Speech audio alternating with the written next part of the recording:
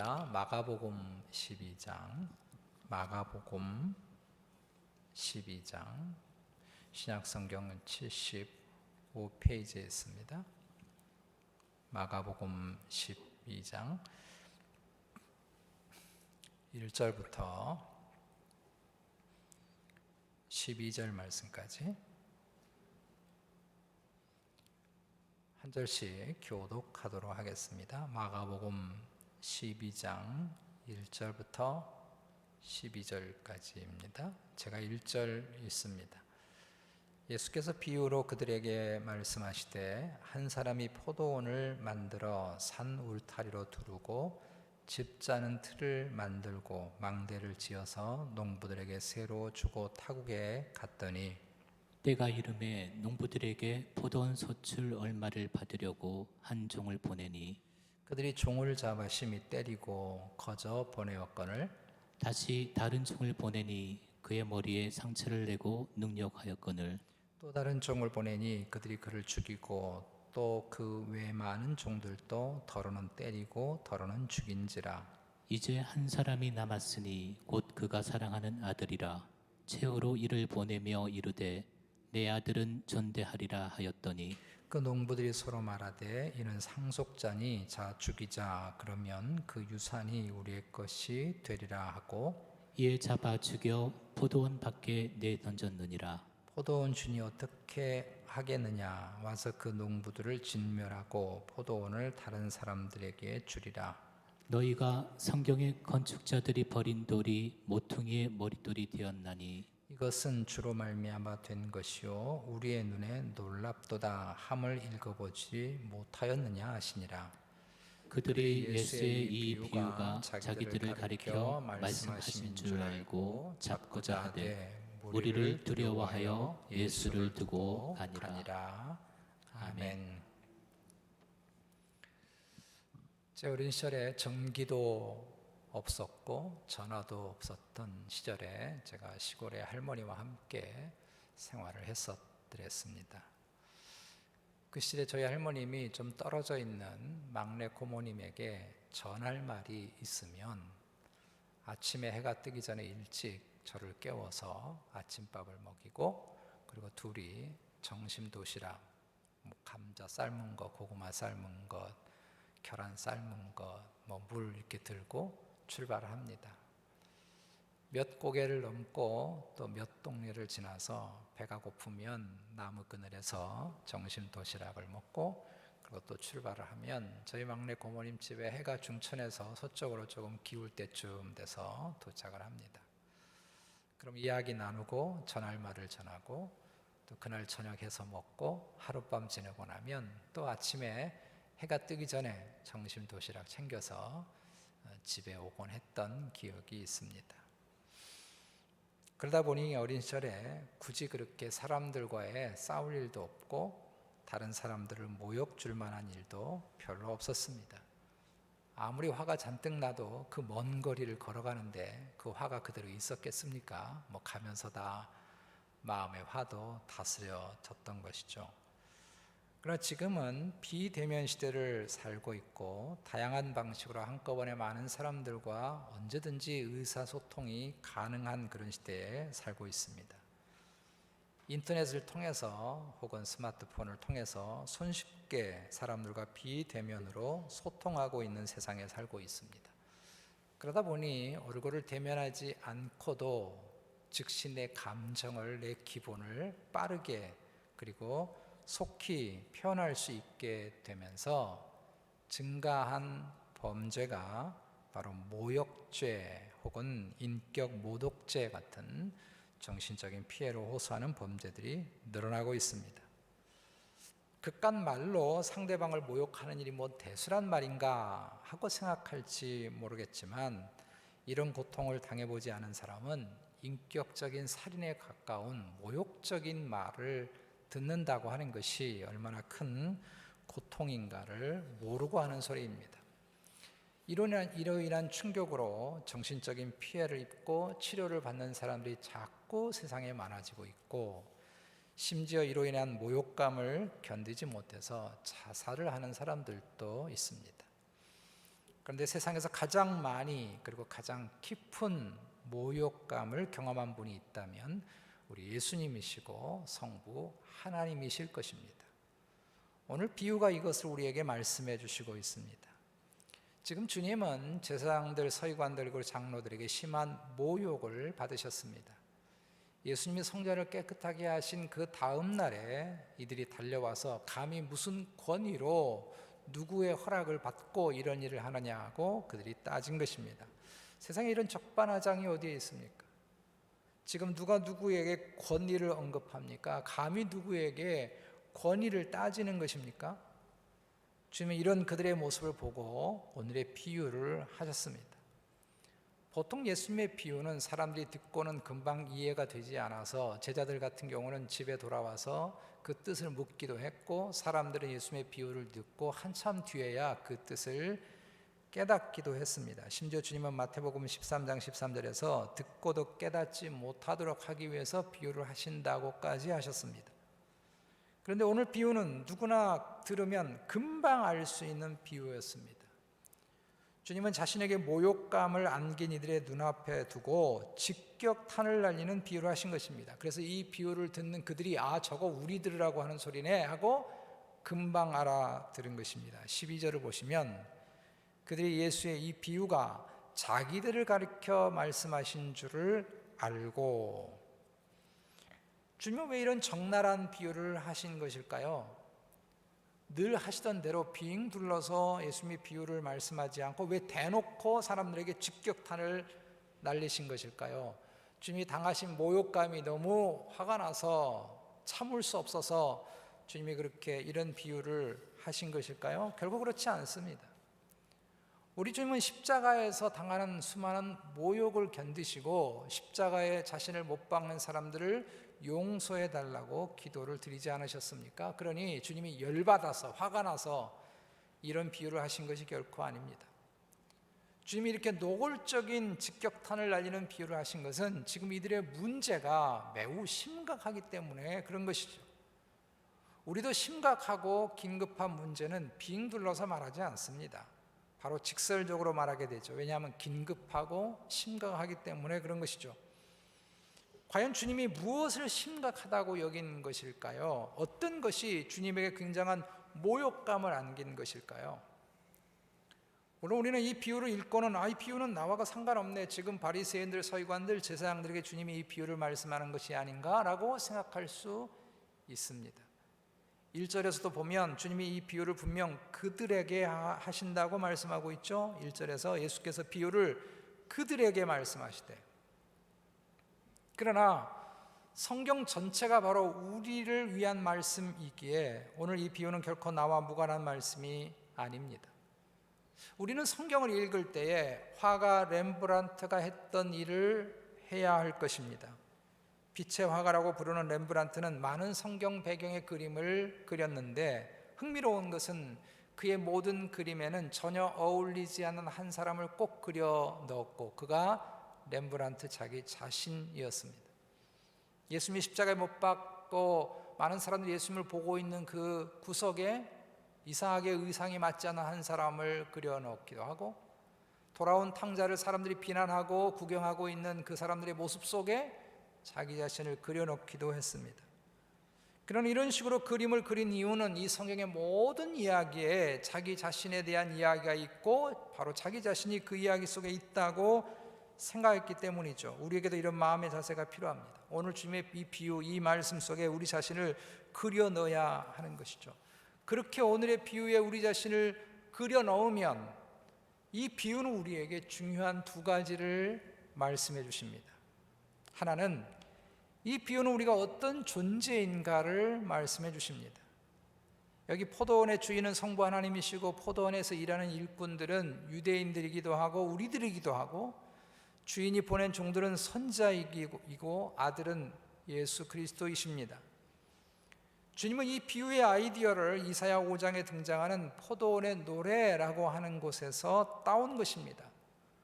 포도원의 주인이신 하나님이 이스라엘이라고 하는 포도원 농장을 만드셨습니다. 좋은 극상품의 포도 열매를 맺기 원해서 땅을 파기도 하고 거름을 주기도 하고 망대를 세우기도 하고 가장 좋은 극상품의 좋은 포도나무를 심은 것입니다.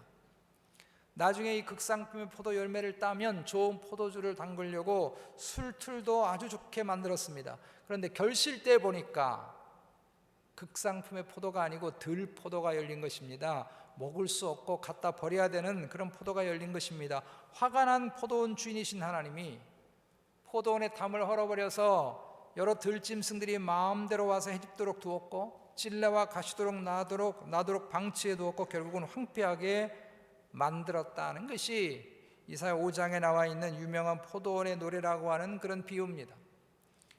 하나님은 이미 이사야를 통해서 이 유명한 포도원의 노래의 비유를 해석해 주셨습니다. 이사야 5장 7절에 보면 만군의 여호와의 포도원은 이스라엘 족속이요 그가 기뻐하시는 나무는 유다 사람이라. 그들에게 정의를 바랐더니 도리어 포악이요 그들에게 공의를 바랐더니 도리어 부르짖음이었도다. 그래서 지금 이 비유를 듣는 사람들은 주님이 무슨 이야기를 하시는가 하는 것을 금방 알아차렸습니다. 주님은 이 유명한 포도원의 노래에 한 걸음 더 나아가서 비유를 하셨습니다. 이 포도원의 주인이 농부를 구해서 포도원을 관리하게 했다는 것입니다. 그리고 때가 되어서 농부들에게 소출의 일부를 요구한 것입니다.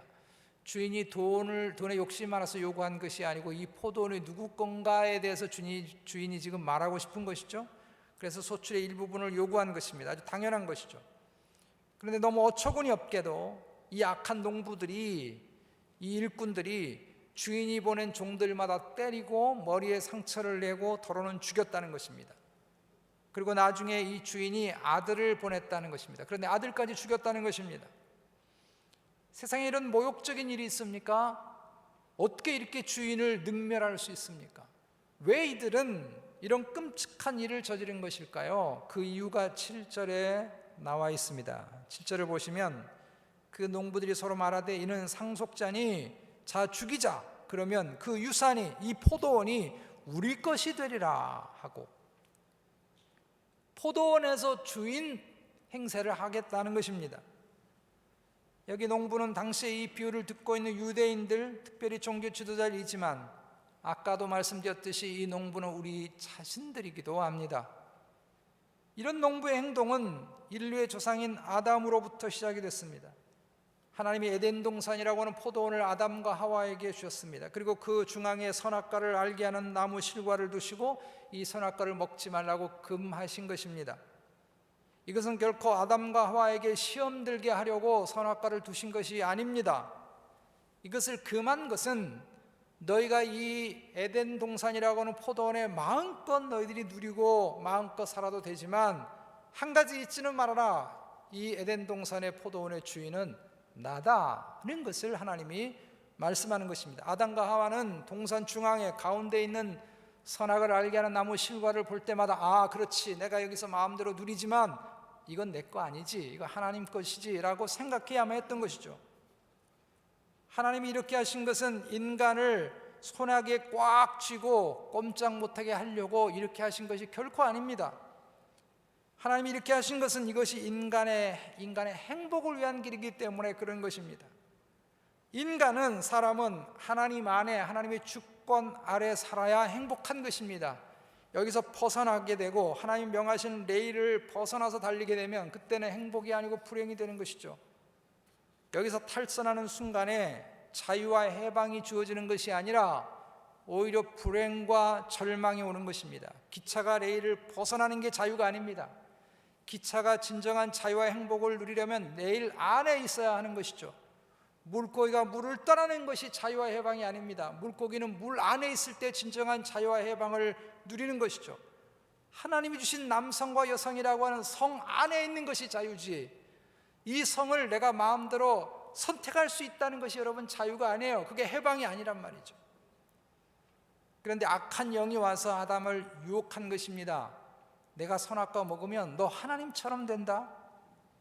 이것은 선악과에 무슨 하나님처럼 되는 특별한 능력이나 효능이 있기 때문이 아닙니다. 선악과는 상징적인 거예요. 그 열개는 아무것도 아니에요. 중요한 것은 그 선악과를 먹지 말라고 명하신 하나님의 명령입니다.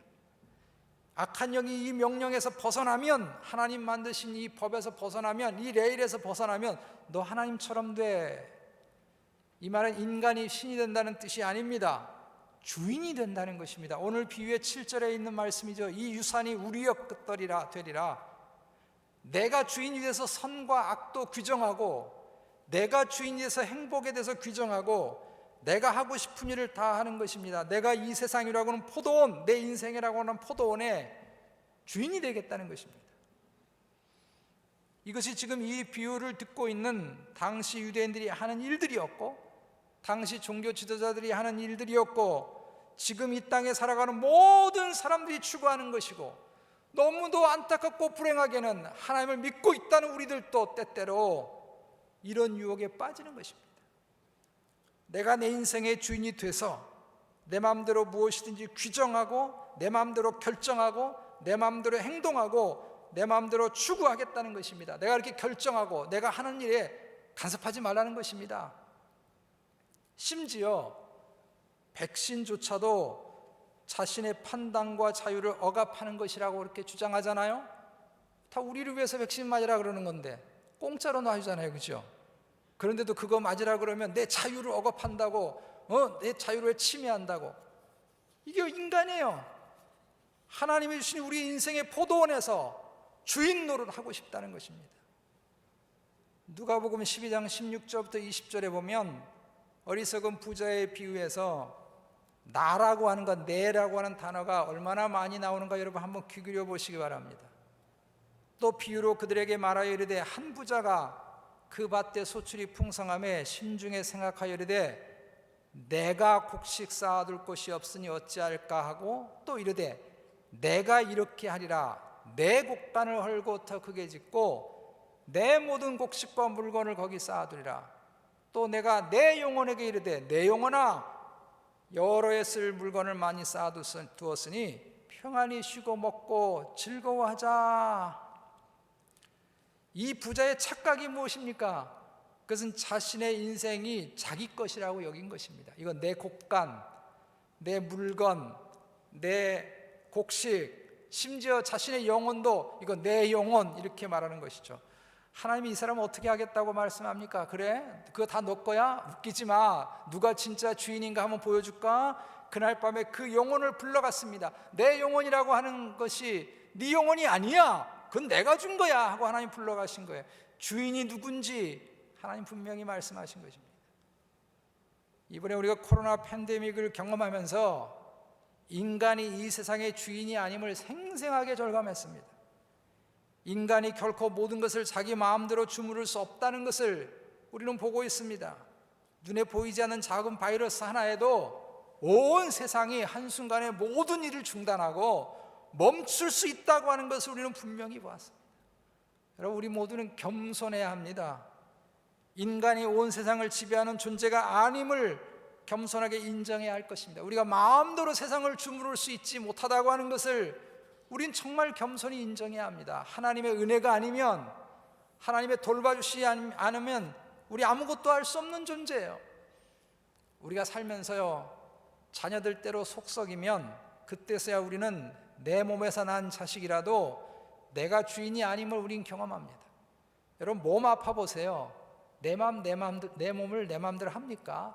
내 몸조차도요 컨트롤할 수 없어요. 우리 아파 보면 그걸 경험합니다. 내 몸이어서 내가 마음대로 할 수 있을 것 같죠? 그렇게 안 돼요, 여러분.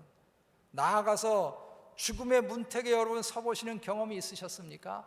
그때 되면 내 인생의 주인이 내가 아닌 것을 절감하게 됩니다. 사람들과의 관계에서 깨어지고 상처 입어보세요. 내가 다른 사람을 마음대로 컨트롤할 수 있는 게 아니구나 하는 걸 절감하게 됩니다. 어리석은 부자의 비유에서 하나님 뭐라고 말씀합니까? 어리석은 자여, 이 미련한 자여, 이 바보 같은 사람아, 오늘 밤에 너의 영혼을 토로 찾으면 그러면 내가 그렇게 쌓아놓은 거 그거 누구 것 되겠느냐? 주인이 누구인가 하나님이 가르쳐 주시겠다는 것입니다. 어리석은 사람이 누굽니까? 진짜 바보가 누굽니까? 자신이 인생의 주인이라고 착각하는 사람입니다. 내 인생의 포도원이 내 것이라고 착각하는 것입니다. 여러분, 우리는 살면서 이런 착각 절대 해서는 안 될 것입니다. 우리 모두는 하나님 나라 포도원에 이 땅의 삶의 소작농들이고 청지기일 뿐인 줄로 믿습니다. 우리는 오너가 아닙니다. 주님이 주신 시간만큼, 주님이 주신 여건 안에서, 주님이 주신 은사를 통해서, 주님이 주신 분량만큼 최선을 다해서 주님 기뻐하시는 뜻대로 살다가 주님 부르시면 아멘 할렐루야 하고 가는 것입니다. 여러분, 이것이 행복인 줄로 믿습니다. 이런 고백으로 살아가는 청지기를, 이게 모든 게 다 주님 겁니다. 내 인생도 내 삶도 내가 가지고 있는 모든 것도 하나님 다 주님 겁니다. 주님이 내게 은혜 주셔서 잠시 가지고 있는 것입니다. 제가 주님의 나라를 위해서 열심히 살겠습니다 하는 그 청지기를 주인 되신 주님이 가만두겠습니까? 여러분, 직장에서 자기 사업장에서 정말 일 열심히 하고 정말 아름답게 이렇게 성실하게 섬기는 종업원 보면 주인이 얼마나 좋아요. 주인이 뭐든지 다 해주고 싶죠. 왜 하나님이 우리에게 그런 고백을 가지고 있는 우리들을 그냥 두시겠어요? 반드시 우리의 삶을 책임져 주실 줄로 믿습니다. 내 모든 삶의 주인이 주님이신 것을 고백하면서 주님이 주신 말씀 안에서 살아가는 우리 모두가 되시기를 주의 이름으로 축복합니다. 두 번째, 이 비유는 이렇게 내가 주인이라고 말하고 기어이 주인 행사를 하려고 듣는 우리들에게 주님이 어떤 일을 행하셨는가 하는 것을 말씀해 주십니다. 오늘 비유의 핵심은 포도원의 주인이 마지막에 아들을 보낸 것입니다. 이것은 하나님이 당신의 백성들을 포기하지 않으셨다는 것입니다. 처음엔 종들을 보냈습니다. 구약 선지자들을 말씀하는 것인데 이스라엘은 선지자를 모욕했습니다. 때리기도 하고 머리에 상처를 입히기도 하고, 머리에 상처를 입혔다고 하는 건 모욕을 주었다는 거예요. 치욕을 주었다는 것입니다. 심지어 죽이기까지 했습니다. 정말 끔찍한 일입니다. 그런데도 하나님은 이스라엘을 포기하지 않으십니다. 이 땅의 모든 것이 내가 주인이라고 생각하고 하나님이 주신 것 모르고 살아가는 이 세상, 이 부정하고 이 잘못된 세상, 이 삐뚤어진 세상, 하나님이 여전히 포기하지 않으십니다. 그래서 결국은 아들을 보내셨습니다. 독생자 예수 그리스도를 우리에게 보내주신 것입니다. 우리는 지금 대림절 기간, 대강절 기간을 들어섰는데 곧 있으면 성탄절을 맞이하죠. 바로 하나님이 마지막으로 우리에게 아들을 보내주신 날입니다. 그런데 이 악한 놈들이, 이 세상이 아들까지 죽인 것입니다. 8절에 이에 잡아 죽여 포도원 밖에 내 던졌느니라. 포도원 밖에 내 던졌다는 것은 주인의 아들을 죽인 후에 매장지조차 허락하지 않고 내팽개쳤다는 것입니다. 주님의 십자가의 죽으심을 말씀하고 있고 주님이 모욕받은 십자가의 치욕을 말씀하는 것입니다. 1절에 있는 것처럼 주인인 하나님이 이 세상이라고 하는 포도원을 가꾸고 망대를 만들고 즙을 짜는 틀을 만들어 주었듯이 지금도 하나님은 이 세상에 말할 수 없는 은혜를 베풀어 오십니다. 우리의 삶에 말할 수 없는 은혜를 베풀어 오십니다. 근데 세상은 이런 하나님이 인정하지 않는 것입니다. 하나님이 주신 것인데 내 것인 양 주인 노릇하겠다는 것입니다. 그래서 하나님을 부정하기도 하고 하나님 베푸신 은혜를 자신들의 자랑거리나 탐욕거리로 여기면서 살아갑니다. 이번 추수감사주일날 얼마나 많은 사람들이 이 미국 땅에 거의 이동한 사람이 우리 한반도에 있는 대한민국 사람만큼 많은 사람이 이동했더라고요. 그 많은 사람들이 다 오가고 여행도 가고 가족들을 만나서 행복한 시간을 보냈습니다. 제가 그 뉴스를 보고 수많은 사람들이 이동하는 모습을 보면서 이 모든 게 다 하나님의 은혜인데 이 사람들이 얼만큼 많은 하나님의 은혜를 기억할까? 말 그대로 추수감사주일이잖아요. 주간이잖아요. 하나님 앞에 얼마나 감사할까? 이런 생각을 해보았습니다. 이런 사람들에게서 하나님은 모욕감을 느끼는 것입니다. 누구 때문에 사는지, 누가 이 세상이라는 포도원을 일구고 계신지, 누가 자신의 살아가는 삶의 포도원을 일구어 주셨는지 모르는 것입니다. 그리고 자신이 주인인 양 부는 것입니다. 그런데도 하나님은 이 세상을 포기하지 않고 저와 여러분을 포기하지 않고 독생자 예수 그리스도를 보내주셨습니다. 그런데 세상은 하나님의 아들 독생자 예수를 십자가에 못 박은 것입니다. 죽여서 포도원 밖에 집어 던져버렸어요. 히브리서 13장 11절 12절 말씀에 보면 이는 죄를 위한 짐승의 피는 대제사장이 가지고 성소에 들어가고 그 육체는, 짐승의 육체는 영문 밖에, 성소 밖에서 불사름이라. 그러므로 예수도 자기 피로써 백성을 거룩하게 하려고 성문 밖에서 고난을 받으셨느니라. 주님이 영문 밖에서 십자가를 지셨다고 하는 것은 철저하게 사람들한테 외면받고 치욕 중에 치욕을 경험했다는 것입니다. 마치 구약의 제사에서 필요한 피는 제사장이 성소에 가지고 들어가지만 그 몸은, 그 짐승의 육체는 성소 밖에서 불태워지듯이 그렇게 주님이 영문 밖에서, 성문 밖에서 천대를 받으셨다는 것입니다. 버려졌다는 것입니다. 사람들에게 능멸을 당하고 모욕을 당하셨습니다. 그 몸이 벌겨벗겨진 채로 성 밖으로 던져진 것입니다.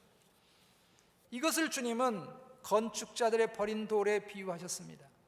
자신들이 전문가라면서 스스로 똑똑하다면서 주님을 버린 돌처럼 하찮게 여겼다는 것입니다. 10절 말씀, 너희가 성경에 건축자들이 버린 돌이 모퉁이의 머릿돌이 되었나니.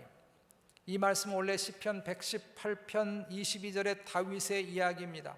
다윗이 사울 왕에게 쫓겨다닐 때 자신의 처지가 마치 건축자들이 이거 쓸데없는 돌이네 하고 발로 차서 아무렇게나 버리듯이 그렇게 버려진 존재 같았다는 것입니다.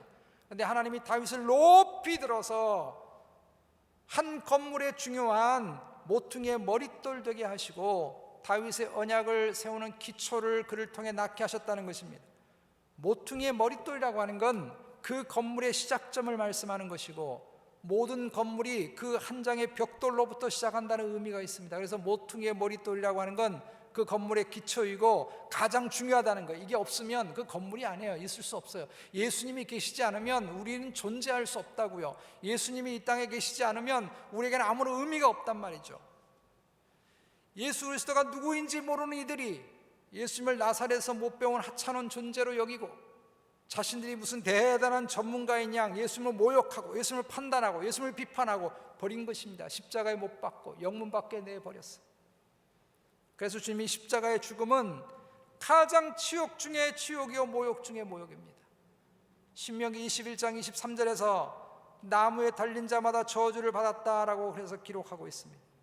주님은 길에 아무렇게나 굴러다니는 하찮은 돌처럼 사람들에게 치이고 발로 밟히고 그랬다는 거예요. 그래서 이사야 53장 3절에서 예언하기를 그는 멸시를 받아 사람들에게 버림받았으며 간고를 많이 겪었으며 질고를 아는 자라 마치 사람들이 그에게서 얼굴을 가리는 것 같이 보기 싫어 이렇게 하는 것 같이 멸시를 당하였고 우리도 그를 귀히 여기지 아니하였도다. 그런데 주님은 이런 치욕에도 불구하고 우리를 위해서 십자가에서 그 치욕을 참으신 것입니다. 그래서 이사야 53장 5절 말씀에 원래 원문에는 그러나라는 단어가 있는데요. 그러나 그의 찔림은 우리의 허물 때문이요 그가 상함은 우리의 죄악 때문이라. 그가 징계를 받음으로 우리는 평화를 누리고 그가 채찍에 맞음으로 우리는 나음을 받았도다. 우리 모두가 이 은혜를 입은 줄로 믿습니다. 우리가 인생의 주인인 양, 내 생명의 주인인 양, 하나님을 거부하고 예수님을 거부하고 때로는 수많은 치욕을 주님께 안겼음에도 불구하고 끝까지 우리를 사랑하신 주 그리스도의 십자가의 은혜 때문에 우리 모두가 여기 있는 줄로 믿습니다. 주님이 우리를 위해서 대신 치욕을 받으시고 모욕을 받아주심으로 우리가 치욕의 삶으로 모욕의 삶으로 우리 인생이 끝나는 것이 아니라 영광스러운 삶으로 마치게 되는 줄로 믿습니다. 우리가 이 땅에서요 어떤 모욕을 받고 어떤 치욕을 받고 어떤 고난의 삶을 살든지 우리는 결국 주님이 치욕을 담당해 주신 일로 인해서 우리의 마지막은 지옥적인 삶이 결코 아닐 것입니다. 우리는 말할 수 없는 영광스러운 삶이 우리에게 기다리고 있는 줄로 믿습니다. 우리의 삶의 마침표는요 결코 치욕이 아닙니다. 우리의 삶의 결론은 결코 절망이 아닙니다. 우리 인생의 마침표는 결코 실패가 아닌 줄로 믿습니다. 주님이 건축자들의 버린 돌이 모퉁이의 머릿돌 되셨듯이 우리의 마침표는 영광의 면류관이 예비되어 있는 줄로 믿습니다. 그러니 이 세상에 무슨 걱정거리가 걱정거리겠으며 이 세상에 어떤 것이 두려운 일이 되겠으며 우리가 어떤 것이 치욕이 되겠느냐고요. 무엇이 두렵습니까 여러분?